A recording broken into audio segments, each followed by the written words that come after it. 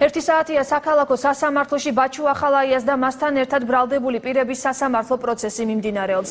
დღევანდელი განხილვა სამხედროების წამებას და ზვია დაბესაძისათვის თავისუფლების აღკვეთის საქმეს ეხება. სხდომაზე საქმეში დაზარალებულად ცნობილ ზვია დაბესაძეს დაკითხავენ. აბესაძის დაკითხვა სასამართლომ 29 აპრილს დაიწყო, თუმცა პროცესი ერთ-ერთი ბრალდებულის ზურაბ შამათავას ავადმყოფობის გამო გადაიდო.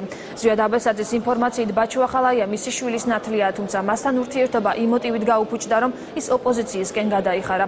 წინა პროცესი აბესაძე ბრალდების მხარემ დაკითხა, დღეს კი მას შეკითხვებს დაცვის მხარე დაუსვამს.